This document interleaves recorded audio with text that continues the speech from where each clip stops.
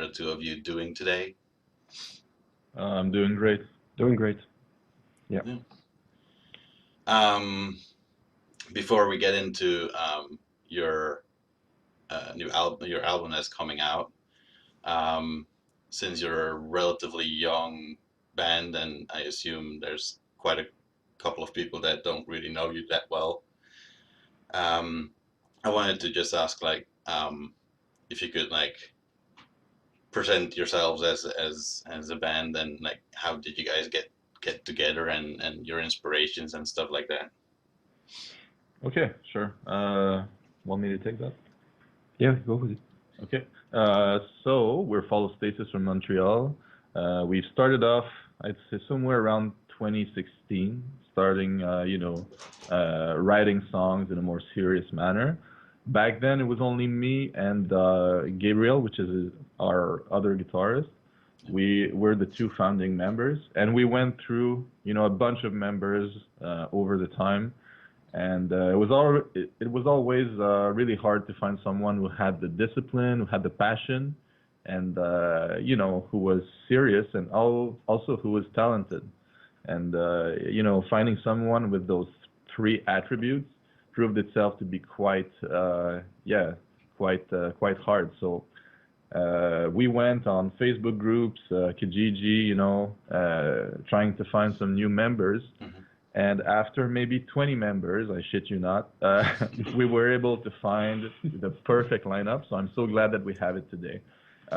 So this guy came in. No, we found our bassist first because I was playing with him in another cover band. And so I told him, yo, come in my metal band, and it's not debatable. So he came in.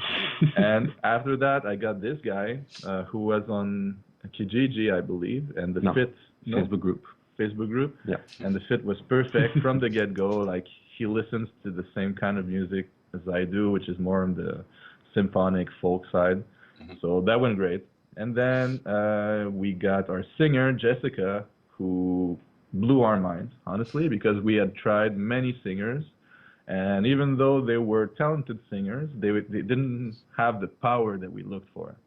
And you always had to crank the volume to hear them properly.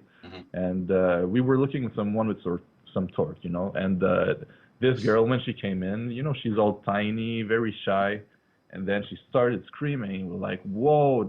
Turn down the volume, man! It's crazy. So she had such power that we were like, okay, let's go. And finally, we got our keyboardist, Melissa. That was about 3 years ago. And, she's a trained pianist with a bachelor's degree in musical composition, I believe. And, we're all chill people. We get along very well. And I couldn't be more pleased with the way things turned out. And as far as our influences go, I mean, we all have our influences, and we all bring it up to the mix. For me, it's really folk metal, melodeath, and symphonic metal. So Winter Sun, Ensiferum, Elevati, and Children of Bodom, Kalma. So this is what I bring to the table. But everybody has different influences. Like Tristan, what are your main influences? We kind of have the same, to be honest. For me, I really like black metal-ish metal. Kind of music. If it has a lot of symphonies, a lot of melodies, that's what I'm looking for. I really love Nordic, European stuff. I like when it's really extreme too. The kind of blend of those two worlds really amaze me. It's like that too. Take that, yeah. So all this kind of influence do something really special about our music, and that's really, really cool. Our bassist like punk, from he's like a punk guy. So it's very, very heterogeneous. Okay, you mean like it's not it's really a melting pot of many influences. It's not like everyone has the same direction they want to go in. Like my other guitarist that we were supposed to do with the interview with, he likes prog metal mainly. So he brings this kind of influence to the mix. And our singer, she's really into death metal, like the deathcore, a lot of metalcore maybe. I'm not sure. So yeah, that's pretty much the story of Fall of Stasis and what our music sounds like. Yeah, from what I've heard of your music, you've managed to really blend all of your influences quite well into one coherent sound, so to say. Yeah, thank you. One more last thing before we dive somewhat into the album. Where did the name Fall of Stasis come from? Okay, so that's an interesting one. So, as I said, I founded the band with Gabriel some time ago, and we went through many musicians, and as I said, it lacked discipline, it lacked talent in some cases, and we were just not, able to write some songs and just, keep moving forward and, do some shows and maybe write an album at some point. So it was like status quo completely, and I kind of got sick of that because I was doing most of the work in terms of finding the people, so it was very discouraging. And at some point, I was like, okay, we're done. I can't do this anymore. But then I think Gabriel came in and was like, oh, come on, man, we gotta keep working. We gotta keep doing it. So let's try again. And I was like, okay, sure, we'll try again. But this time, no fucking around. And status quo, I'm tired of that. So what we're gonna call our band Fall of Stasis because stasis is like status quo. That's what it means. So Fall of Stasis means the end of status quo. Yeah. So basically, that's the reason for our name. But organically, it also blends in with our music and our themes that we use. So it's not completely because of that, but that's where it comes from originally. Yeah, well, it fits everything quite well. Yeah. Now, in a couple of weeks, you're finally going to release your first full-length album. I'm guessing you guys are pretty excited about that. I am. Pretty. Would be weird if you said no. Yeah, exactly. From what I saw on your Facebook page, it seems like there's been quite some like excitement about your album, like that the pre-orders are going quite good and stuff like that. Yeah. Honestly, we're surprised because listen, we've been doing shows for like what, 4 years? Mm-hmm. Yeah. I don't really remember. It's been a while. Yeah. And more than 4 years. More than 4 years, anyway. It's been we've been in the scene for a bit, and we don't have an album. And people were like, "Okay, but what are you doing? Like, write an album, go!" And we were like, "Okay, it's coming soon." But when we finally wrote it and we were, ready to go into the studio, you know what happened 2 years ago. So. Like this time, guys, it wasn't our fault. But all the years before that was our fault. Okay, we just weren't. We took our time. We took our time, and I think it paid off in the long end. But yeah, we were very excited. People are excited too. Like we kept them on the edge of their seat. It seems because we were like, okay, something's coming up soon. And plot twist, nothing was coming up every time, but they still stayed with us. So thank you guys, and this time it's for real. Luckily, you're not the only band that goes through a story like that. Right. I've already met quite a few bands that are like, yeah, the album's coming, it's coming. It's good to see that now with the shit that happened 2 years ago.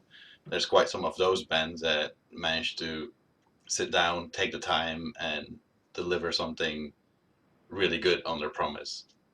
Right. Yeah, it did have some upsides to it. Yeah. Mostly negative, but yeah.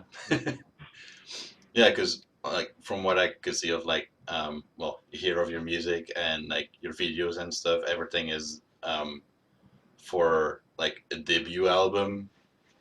really high production value, in my opinion. Right. Which is like really cool to see for such a, like, let's say, young band. Mm-hmm. So yeah, that's nice. Well, you released a couple of singles and videos. The reactions to that were pretty good, I'd say. Absolutely. Lots of views on YouTube. Well, lots of views. I mean, it exceeded our expectations by a lot. Okay, because By far. we didn't expect all that much because it's our first release. Honestly, except for a demo we did about 4 years ago. It was our first official release. So I was like, okay, if we get 100 views, that's good because nobody knows us, and so people. They really liked it. Lots of pre-orders came in because of those videos. And as you said, we took the time to get the best production around and get some very professional people working with us. And I don't know what we would have done without those people. They're our friends now. And, they're such professionals. They're passionate. So we're very, very grateful and privileged to work with those people. When you kind of finally sat down to write the songs and record your album, how is your process usually? Like, do you start from like a riff, or do you start from some lyrics, or how does it usually work within the band? Usually I start by writing like the skeleton of the song. I do pretty much often all the beginning of the song, the main riffs and all, and sometimes the melodies, and all the band members afterwards tell what they like or what idea they have, and it all builds up the songs. Except some where were already done when I joined. That's about two songs. I think. 2 to 3 songs maybe. 2 to 3 songs. But usually we build on what he came up with. He's a very good songwriter, and he writes most of the arrangements also, or orchestrations. So yeah, with the help of Melissa. Yeah, of course. On the keyboard. But so that's pretty much how we write songs. And like the lyrics is mostly written by the vocalists, or is it also like a collaborative effort, or? It's all the lyrics are written by our guitarist Gabriel. Okay, yeah. And then he writes very very good lyrics, I find. And that's all I can say. He just write it all, and we all agree. Yeah, he's just good. He's very good. He writes for other bands as well because people saw what he can come up with, and they hire him. In the local community, sometimes people have a hard time finding lyrics. Sometimes it's kind of the hardest part of the process. So, but this guy, he's very good. I know we don't understand much of what is being said in the songs, so buy the physical album, and then you're gonna get a booklet, and you can read along. It's worth it. I'll tell you, it's very good text. So I found it interesting. I read a little bit through the materials that went with your release now, and I found it interesting that a lot of the songs are like the lyrics themselves are kind of sort of fantasy themed, but a lot of them are kind of linked with something in real life. Like, I remember there was one song talking about like local drunk or something like that, but then there's like a more fantasy based like text, which is cool. Absolutely, that song is called Baron. That's what we call him, or called him, unfortunately, because he passed away when we wrote, not when we wrote the album, but when we were in the process of releasing it. But he was a local drunk in my hometown, and me and Gab have known each other for a while, so we both knew who he was. He's kind of a legend there. And anyway, I'll let you guys, listen to the song and read the lyrics, but it's what we say is completely true about this guy. Even though it sounds fictional, it's completely true. And we blend in, we kind of put him in this this fantasy universe that we have. So as you said, very well said, it's just a blend of real life and a fantasy universe. Yeah. Now you're releasing this album independently. That's right. Yes. Was that like a deliberate choice or? Kind of. Yeah. We try to have a label after the album, but no response, and it's okay. We like it that way. We have total control of our stuff. We get all the revenue, so I'm fine with it. I'm not looking forward, especially to have a label. It's not something that I want to rush. Yeah, we never wanted to be absolutely associated with a label, but I want to say the labels that we approached, they were way out of our league. Yes. For a first album, I was like, if they actually show interest, I will be extremely surprised. So we went for the big names, and we didn't go for the smaller names because we were like, okay, we don't really want to have a label unless it brings us something spectacular. So Yeah. Little label don't give much, to be honest. yeah, well, They promote the best they can, and they cannot all the time give us money to produce things, and so I don't see the point. I don't see the point. Just hire people to promote.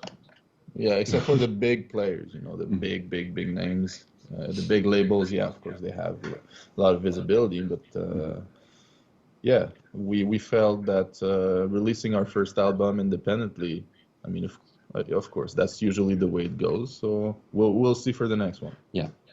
Anyway, after releasing this album, I know it's kind of tricky still nowadays with the whole pandemic still going on, but do you have any like plans already in the work? Well, I mean, the pandemic here in Canada, it's pretty bad. Like not the pandemic itself, but more like the restrictions that are associated with it. Like it's terrible. So, but now we're starting to see the light at the end of the tunnel because they announced for the first time that they would, I think they're gonna like eliminate all restrictions or something like that in the middle of March, they said. So now we're pretty stoked. That would be perfect timing for us, honestly, because we've been delaying the release like maybe 2 or 3 times because we were like, okay, let's do the release a bit later and have a good proper release show. But every time it just kept being extended, and nobody was prepared for that. Everybody thought that it wouldn't be, it wouldn't last 2 years. So, but now we're like, okay, let's go. Just release the damn thing. And it seems like we're going to be able to do a release show after all. So everything falls into place. But we don't have something concrete yet because our prime minister, who announces those restrictions and lifts those restrictions, he has a pretty bad track record of saying one thing and then doing the other. So, we're all kind of on standby, and until it happens, I think that most people don't really organize shows for the time being. But if everything goes well, we're gonna have a release show very soon. Yeah, fingers crossed. Yeah, definitely. Well, to kind of round this up, I was wondering, since you're kind of a starring band, independent band, if there's any I don't know, bands from your scene or friends or something that you would like to give a shout out, say like, hey, we really recommend these guys, they're really good. I can shout out to my friend Philippe Boucher from Beyond Creation. Great band. He also have another project, black metal, Incandescence, which just released a single. It's really really good. You can go check it out. Also, I have my friend Samuel Laplante in Bastards. They are releasing new songs too. So yeah. Yeah, we played with a bunch of very, very talented guys. Eternal Closure. Shout out to Eternal Closure. They're currently in the studio with the same producer that we have. So very good production, very good music, and Your Last Wish, a very good band from the local scene. Gone in April. My God, they're so talented, these guys. Well, there's so many. Vrilnia, power metal from Quebec. It's the only band I know that is power metal in Quebec. The scene here is mostly like death metal, metalcore, deathcore. Yeah, It's pretty more, much. yeah, like anything that's melodic. Mhm. People like it, but it's more niche. Contrary to Europe, where that's more the music that works. So power metal in Quebec, it's a big thing to me, and they're Mm-hmm. very good. So yeah, shout out to Vrilnia. All right. Well, that's plenty to check out. Yeah. um, I guess we're about there. Is there anything that you guys would like to add still before we end our talk? Yes. Well, we'll do some shameless self-promotion since we have the opportunity. The album comes out on February 25th, but until then, you can pre-order our album, physical album. There's also some merch that's coming out, and until February 25th, you can pre-order and get 20% off. So head over to fallofstasis.com, and our merch shop is there, and you can pre-order all those things with a 20% off. Just write the promo code pre-order, and we'll ship it to you before or on the day of the 25th. So, and it's very different from what you've heard so far, I'm sure. It sounds cocky, but it's I don't even know how to label ourselves, and I think there might be at least a couple of songs that you're gonna appreciate. So at least listen to it on Spotify and whatever. And if you like it, then order it. And yeah, we're gonna be on all free streaming platforms soon. So check out our social media: Spotify, Amazon Music, Apple Music, and yeah, see if you like it. Yeah, it'll be interesting to see what like journalists and sites come up with on genre Oh yeah, Really because they curious. always try to box it. yeah, they do like to box it, and I don't think we can be put in a box. Like it's We already have had some weird yeah, genre. we've been called everything. Black, death, metal death, black folk, progressive, deathcore, Disney metal, Hip hop. hip hop too. Hip hop, and it's not a Not a joke. The joke. guy is not joking. So I was like, that's great, Too man. many hip hop influence, not for me. Too many hip hop influences.